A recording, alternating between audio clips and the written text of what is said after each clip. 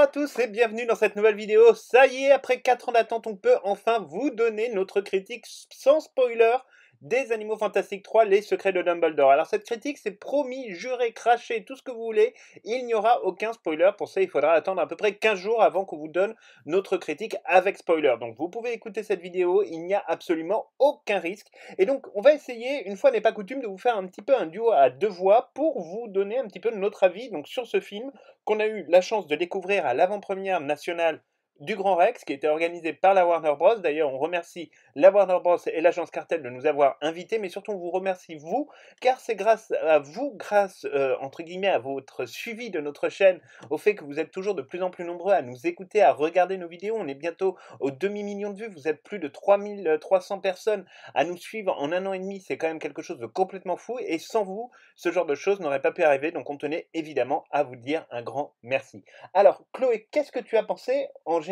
un petit peu de ce film, comme ça pour débuter cette critique? Ce film est un très beau film et il est véritablement indispensable d'aller le voir, non seulement parce que vous allez avoir beaucoup de réponses à vos questions, mais aussi parce que c'est un beau film au sens visuel. Les effets sont beaux, les paysages sont beaux, les costumes sont beaux, bref, tout est beau. Ce qui reste un petit peu dommage, c'est la musique, mais en soi, James Newton Howard a tout de même fait un beau travail musical. C'est vrai que ça a un peu moins marqué que les deux volets précédents, mais franchement, allez voir ce film. Alors, moi, de mon côté, j'ai trouvé ce film absolument génial et franchement, ça fait plaisir de retrouver, en plus, après toutes ces années si difficiles, avec les confinements, avec le Covid, etc., de retrouver enfin l'esprit du Wizarding World. C'était quelque chose vraiment qu'on attendait avec beaucoup, beaucoup d'impatience et ça faisait évidemment beaucoup de bien de replonger vraiment dans cette magie. Alors, ce film, il est extrêmement bon. Il est vraiment très bon sur beaucoup, beaucoup d'aspects. Après, il y a évidemment quelques petites faiblesses sur lesquelles on reviendra ultérieurement dans certaines vidéos, mais on ne pourrait pas en parler ici parce que évidemment on vous fera du spoil, mais notre avis général, c'est évidemment que c'est un très bon film et qu'il se situe globalement un peu au même niveau que Les Crimes de Grindelwald, avec effectivement de très belles réussites, et comme l'a dit Chloé, effectivement, tout l'écrin qui porte ce film est une véritable réussite, et ensuite, évidemment, on a le scénario nourri par J.K. Rowling qui est absolument extraordinaire. Et contrairement à ce qu'ont pu en dire les critiques, ce film reste tout de même très puissant. Il est dans la même lignée que les deux premiers. Évidemment, ne vous attendez pas à un blockbuster du style Mission Impossible. Ce n'est pas le but du film. Mais en plus, il est très poétique et c'est là que les critiques n'ont pas su voir le film tel qu'il est réellement. Voilà. Alors ensuite, évidemment, on sait que ce film, il était attendu notamment par le fait qu'il y allait avoir des tonnes de nouveaux personnages. Et effectivement, il y a eu pas mal de nouveaux personnages, alors qui sont peut-être un petit peu moins visibles que ce qu'on voyait dans les crimes de Grindelwald, mais il y a quand même des personnalités fortes, par exemple comme Eulalie X. Tout à fait, Eulalie X, non seulement elle a beaucoup de temps d'écran, mais en plus, son actrice incarne très bien le personnage. C'est une femme qui est très sensible, qui est très féminine, qui est assez sensuelle, mais qui est surtout très attachante. Et c'est un peu ce qui manquait dans cette saga, en dehors des personnages qui sont décédés ou qui sont carrément absents. C'est un personnage féminin qui soit véritablement au centre du jeu du film. Effectivement, Lali X, c'est un personnage qu'on attendait beaucoup, dont on attendait effectivement pas mal de choses. Alors, petite déception là aussi, c'est vrai qu'on aurait bien aimé creuser un petit peu plus l'histoire de son personnage, mais bon, on imagine évidemment qu'on aura l'occasion de le voir dans le quatrième et le cinquième volet, il y aura forcément un petit peu plus d'informations sur elle, mais très sincèrement, elle est absolument éclatante et c'est devenu l'une des grandes stars de cette saga. Elle est beaucoup plus, on va dire, moderne, beaucoup plus aussi ancrée dans le présent et ancrée dans l'action que l'est par exemple Tina Goldstein. Là-dessus, il n'y a clairement pas de difficulté. On voit effectivement une différence entre les deux personnages qui est quand même assez phénoménale. Alors, il y a un autre personnage dont on n'attendait pas grand-chose et finalement on a été peut-être un petit peu surpris, c'est Vogel, Antonin Vogel, qui joue le rôle en fait du ministre de la magie allemand et président de la Confédération internationale des mages et sorciers. Alors, c'est vrai qu'on ne s'attendait pas effectivement à le voir au centre entre guillemets de l'action comme ça, mais c'est un personnage en fait qu'on va revoir à beaucoup de reprises dans ce film et qui, même s'il n'a pas une importance démentielle dans le récit, va mine de rien être un peu un éclaireur de l'action et un éclaireur véritablement de la profondeur des sujets qui sont abordés dans Les Secrets de Dumbledore, et c'est en cela peut-être que c'est l'un des personnages même les plus intéressants intéressant. On voit effectivement très, très bien, qu'il y a eu une écriture quand même du personnage qui a été très forte par J.K. Rowling parce que ce personnage vraiment va venir nous expliquer quelles sont les stratégies des uns et des autres et la manière, finalement dont évolue le monde des sorciers. On ne sait pas véritablement si ce personnage est classable dans une catégorie particulière. Est-ce que c'est un gentil? Est-ce que c'est un méchant? C'est, finalement quelqu'un qui est un peu à part et qui va être, finalement un peu en prédominance de tout le monde, ce qui est assez malin de l'avoir, mis dans ce rôle. Ensuite, il y a tout un tas de kyrielles de personnages, finalement secondaires, comme Helmut, Henrietta Fischer et cetera. Bon, là-dessus, je sais pas si on a grand-chose à dire parce que Non, c'était un pas perso vraiment. voilà, c'était pas non plus un personnage, enfin, c'était pas des personnages super importants, on les voit très peu dans le film. C'est plutôt des personnages hommes de main, disons. Voilà. Après, il y a des gens qui nous ont fait rire, par exemple, comme le gardien de la prison d'Asgard, par exemple, qui est très très drôle. Ça, on avait déjà eu l'occasion de voir quelques plans dans certaines bandes annonces, donc du coup, c'est pas du spoil. Mais voilà, lui, effectivement, nous a fait un petit peu rire, mais sinon, après, c'est vrai que ces deux personnages-là étaient pas extraordinaires. Mais c'est vrai que par contre, par rapport à l'humour, le film nous a bien fait rire du début à la fin. Il y a des scènes vraiment très très drôles. Je pense que vous allez vraiment vous amuser. Oui, c'est vrai qu'effectivement, la question de l'humour n'était pas une question prépondérante dans les précédents films. On essayait parfois de l'aborder un petit peu, mais là, il y a quand même pas mal de scènes assez humoristiques, effectivement, qui vont nous amener quand même à avoir quelques éclats de rire, et c'était pas gagné vu l'ambiance quand même du film qui est assez étrange. Alors, par contre, il y a évidemment un énorme sujet. Vous le savez, Johnny Depp a été remplacé par Mads Mikkelsen, un choix qui a été très critiqué par de nombreux fans, qui sont d'ailleurs les mêmes qui avaient critiqué le fait que Johnny Depp soit dans les Crimes de Grindelwald. Mais bon, bref, ça, on va pas revenir sur cette histoire, vous connaissez notre avis. Mais évidemment, on a vu finalement Mads Mikkelsen dans ce premier film, donc où il interprète le mage noir Gellert Grindelwald. Et là, pour le coup, c'est vrai que c'était une très très grosse attente. Sans offenser le talent, l'immense talent de Johnny Depp et son incarnation de Gellert Grindelwald, il faut avouer que maintenant on a une nette préférence pour le personnage joué par Mads Mikkelsen. Il crève carrément l'écran. On se demande même s'il n'aurait pas dû être casté dès le départ pour ce rôle parce qu'il l'incarne à la perfection, véritablement.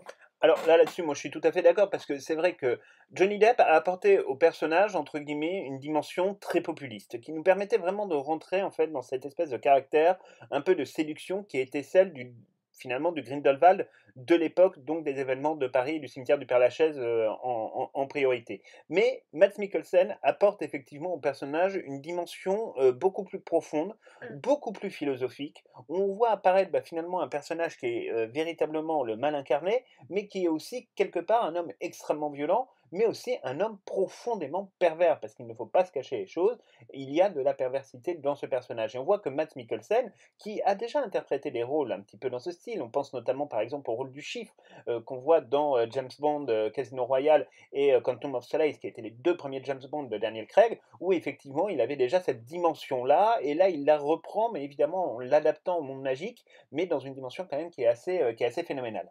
Au final, si Johnny Depp arrivait à exercer un certain détachement dans son incarnation de Gellert Grindelwald, ici on voit un Grindelwald au final très violent, très pervers, mais aussi très humain, et c'est ça qui est fondamental dans ce rôle.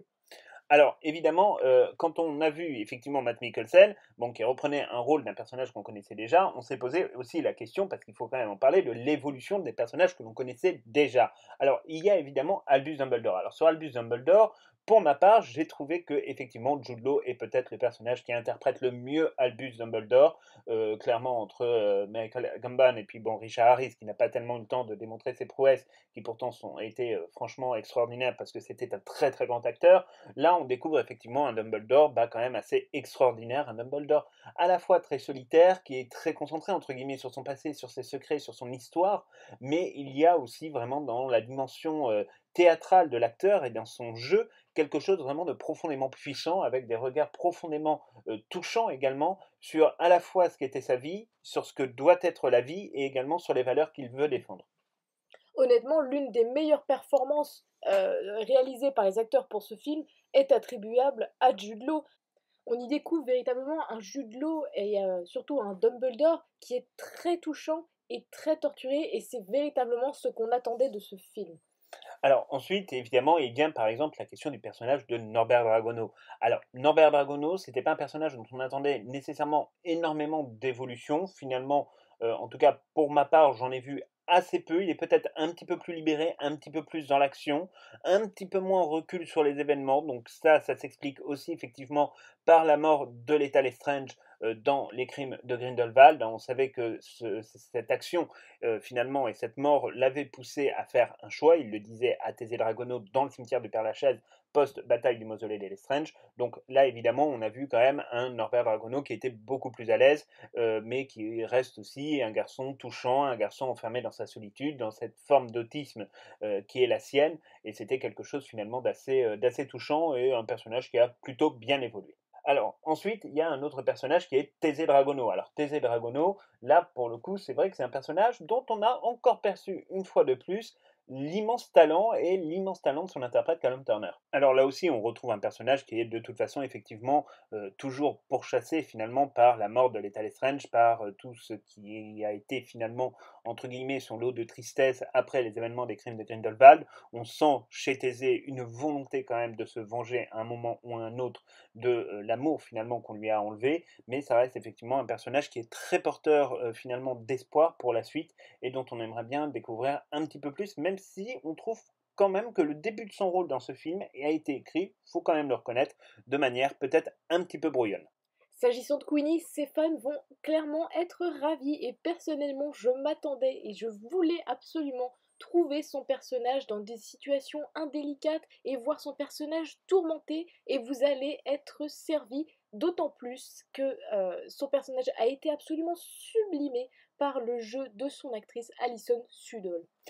Alors, en réalité, effectivement, on assiste à une Queenie Goldstein qui évolue dans un environnement qui n'était pas le sien. On vous l'avait dit déjà dans un certain nombre de vidéos, qu'on savait qu'elle n'allait pas être à l'aise dans cet environnement qui ne correspond pas à sa philosophie de pensée, qui ne correspond pas non plus à son histoire personnelle et à ce qu'elle a pu vivre, notamment avec sa sœur Tina Goldstein et avec tous les drames familiaux qui ont été ceux, par exemple, de la mort de ses parents, et puis effectivement avec cette impossibilité de pouvoir se marier avec Jacob Kowalski à cause des lois de Rappaport et des lois entourant le secret international magique, notamment avec toute la perspective politique qui est celle du Makusa. Donc là, effectivement, on découvre une Queenie Goldstein qui est dans un univers finalement dont elle ne connaît pas les codes, qu'elle n'apprécie pas véritablement et où finalement on va vivre un petit peu dans les erreurs qui ont été celles qu'elle a pu faire effectivement dans l'intrigue des crimes de Grindelwald. Évidemment, autre personnage très important, c'est Aurelius Dumbledore, où là, évidemment, ça reste quand même aussi un personnage dont on attendait beaucoup de choses. Alors, Ezra Miller, nous, c'est pas un personnage qu'on a toujours beaucoup apprécié. On savait déjà qu'il avait une tendance assez forte à taper sur la première femme qui passe dans un bar, hein, ce n'était pas la première fois que ça arrivait, et là, ça s'est malheureusement reproduit. On peut pas dire qu'on a été absolument charmé par sa prestation, parce qu'il a été tellement transformé, son personnage est tellement, on va dire, lourd à interpréter dans son histoire et dans son développement que quelque part, on avait presque un peu l'impression, on va pas se le cacher, en tout cas moi ça a été la mienne, d'avoir un personnage qui était presque bourré à l'écran, enfin faut quand même se dire les choses, et qui était là mais qui n'avait pas envie nécessairement d'être là, c'était assez étrange de voir un petit peu ça, donc là pour le coup Aurelius Dumbledore ça a été une très grosse déception de notre côté, mais qui s'explique aussi en partie par l'intrigue, mais ça évidemment on ne vous en parlera pas. Oui, effectivement, difficile de vous parler de ce personnage sans spoiler après le cliffhanger phénoménal que nous a offert la fin des crimes de Grindelwald. Toutefois, soyez rassurés, vous aurez enfin la réponse à la question que vous vous posez tous, à savoir, est-il un Dumbledore ou non? Alors, franchement, pour revenir entre guillemets sur ce film et sur les secrets de Dumbledore, si on devait mettre une note par exemple sur 10, combien mettrais-tu? Oh, je mettrais un bon 7,5-8. Oui, et ben voilà, je suis à peu près également sur la même chose, c'est-à-dire encore une fois des points qui sont très positifs, des points qui sont un peu plus négatifs, mais ça on aura l'occasion de vous en parler. Par contre, on sait que ce que vous avez aimé, c'est qu'il y a beaucoup de références à Harry Potter, là on peut dire que là-dessus, ils ont mis quand Ça même, a été le voilà, festival, ça a hein, été le festival, ils ont mis le paquet, d'ailleurs on pourra même vous faire une vidéo, avec les, toutes les les références. 50 nuances d'Harry Potter dans les secrets de Dumbledore, C'est là-dessus pas faux. on va pouvoir vraiment se marrer. Après, vraiment, on va pas se mentir, ça fait beaucoup de bien quand même de replonger dans cet univers magique après autant de temps d'attente. Alors on espère que les Animaux Fantastiques 4 n'auront pas autant d'attente, hein. Vraisemblablement David Yates s'est engagé dès qu'il aura terminé au mois de juin le tournage de son nouveau film qu'il produit pour Sony, qui est un tout petit film, donc dès qu'il a terminé au mois de juin, il a dit qu'il se remettrait effectivement à la production de Harry Potter, enfin des Animaux Fantastiques. Donc ça, là-dessus, c'est quelque chose qui nous plaît. De manière très claire, J.K. Rowling a une écriture toujours aussi magique, toujours aussi incroyable.